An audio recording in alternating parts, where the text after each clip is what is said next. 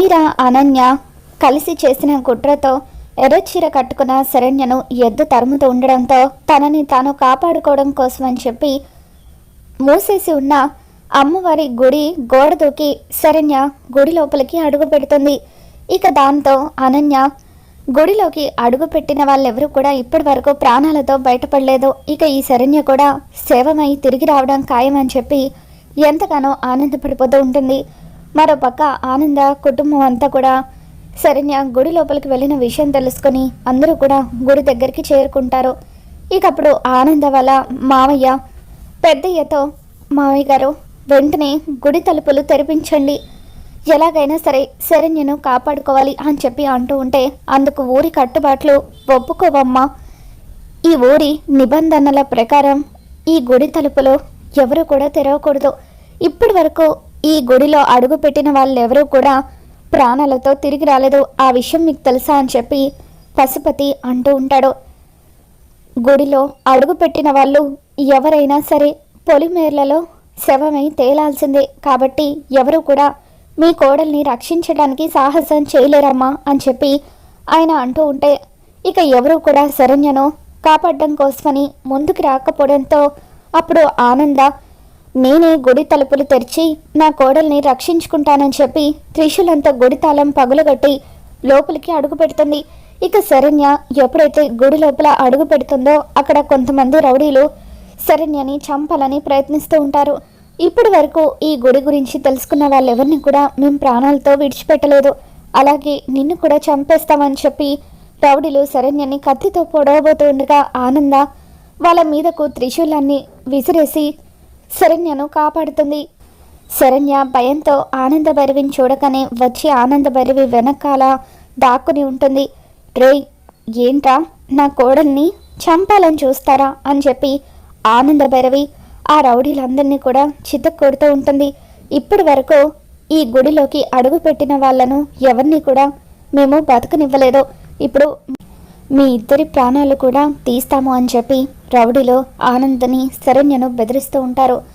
ఇక మరొకసారి ఆనందను రౌడీలు కత్తితో పొడవబోతూ ఉంటే అప్పుడు ఆనంద ఆ రౌడీల చెయ్యి పట్టుకొని వెనక్కి విరిచేస్తూ ఉంటుంది.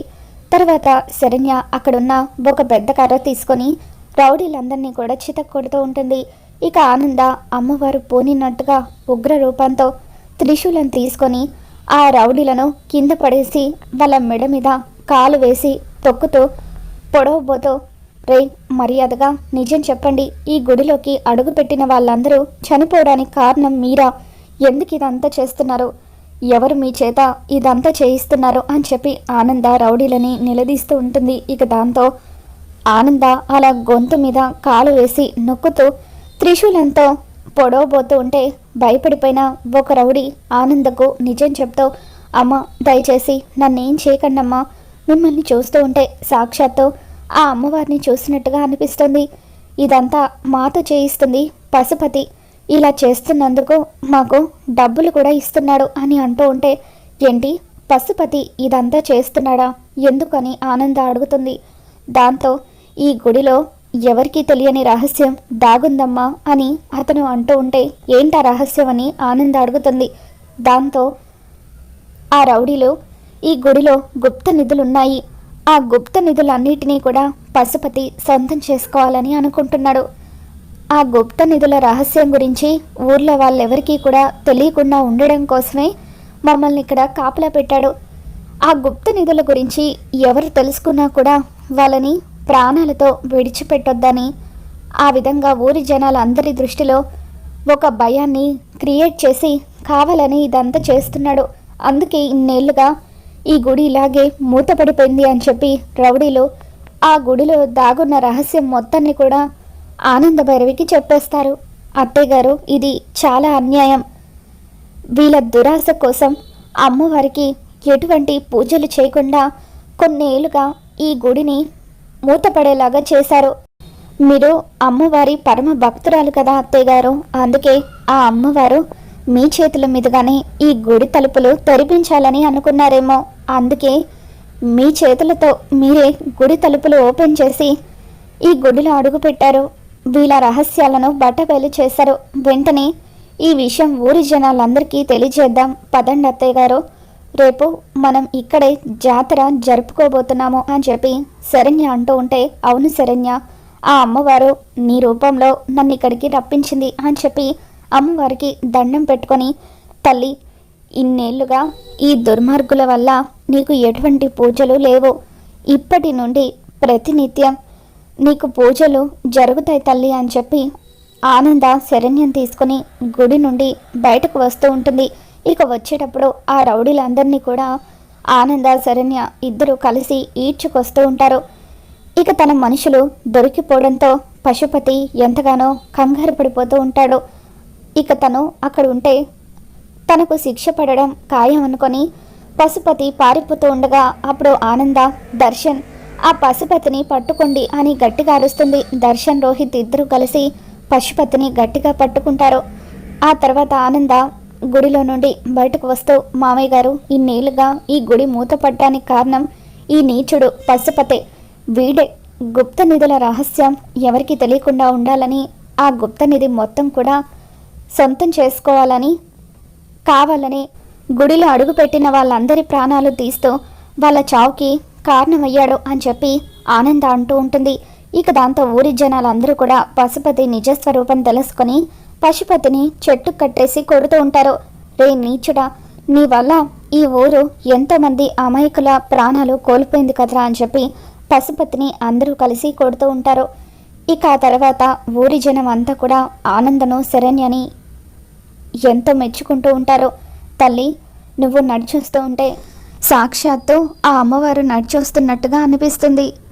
ఆ అమ్మవారి నీ రూపంలో మళ్ళీ తనకు పూజలు అందుకునేలాగా చేస్తుంది అని చెప్పి ఊరి జనం అంతా కూడా శరణ్యను ఆనందని పొగుడుతూ ఉంటారు.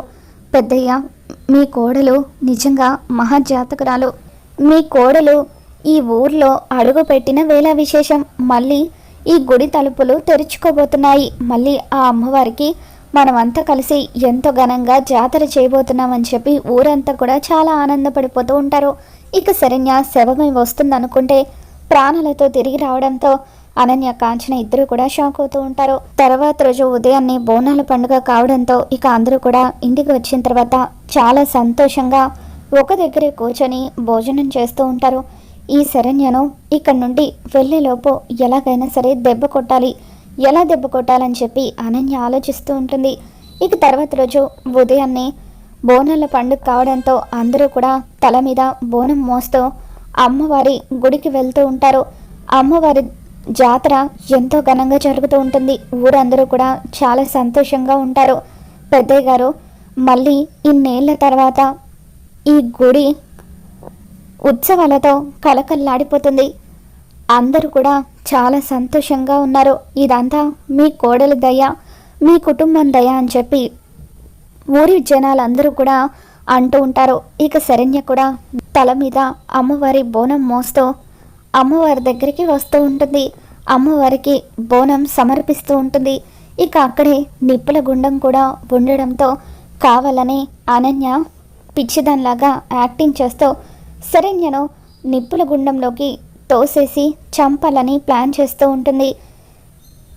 నేను కూడా జాతరలో డ్యాన్స్ వేస్తాను అని చెప్పి అనన్య అందరూ డ్యాన్స్ చేస్తూ ఉంటే వేప మండలు పట్టుకొని డ్యాన్స్ చేస్తున్నట్టుగా నటిస్తూ నువ్వు కూడా రా అంటూ కావాలనే బోనం సమర్పించిన శరణ్యను చెయ్యి పట్టుకొని పక్కకు లాగడంతో శరణ్య నిప్పుల గుండంలో పడబోతూ ఉంటుంది. వసే శరణ్య, ఈరోజు నువ్వు ఆ నిప్పుల గుండంలో కాలి బూడిదైపోవాలి అని చెప్పి అనన్య మనసులో అనుకుంటూ ఉండగా నిప్పుల గుండంలో పడబోతున్న శరణ్యని దర్శన్ కాపాడుతాడు.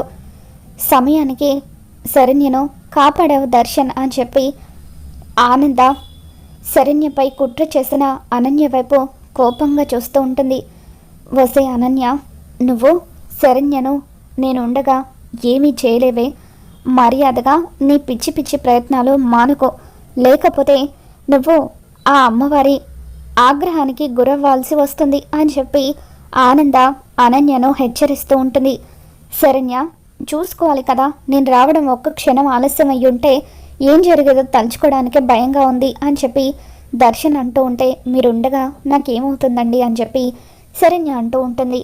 ఇక అలా అందరూ కూడా సంతోషంగా ఉండగా శరణ్యను ఏమీ చేయలేకపోతున్నందుకు అనన్య లోపల తనని తాను తిట్టుకుంటూ శరణ్య దర్శన్ ఇద్దరూ కూడా క్లోజ్గా ఉండడం చూసి ఎంతగానో ఈర్ష్యపడుతూ ఉంటుంది. దర్శన్ శరణ్య ఇద్దరూ కలిసి అమ్మవారికి పూజ చేస్తూ ఉంటారు. ఇకప్పుడు పంతులు గారు ఇద్దరిని కూడా ఆశీర్వదిస్తూ, అమ్మ శరణ్య, వచ్చే సంవత్సరానికల్లా పండంటి బిడ్డను ఎత్తుకొని ఈ ఊరు తిరిగి రావాలమ్మా, ఖచ్చితంగా ఆ అమ్మవారి అనుగ్రహం మీ మీద ఉంటుంది అని చెప్పి పంతులు గారు అంటూ ఉంటే అప్పుడు శరణ్య ఎంతగానో ఆనందపడిపోతూ ఉంటుంది. మరో పక్క జాతర పూర్తవుతుంది. జాతర పూర్తవగానే అందరూ కూడా ఇంటికి తిరిగి వస్తారు. ఇక ఆ రోజు సాయంత్రానికి ఉన్నట్టుండి అనన్యకు మొహం మీద అంతా కూడా దద్దులు వస్తాయి.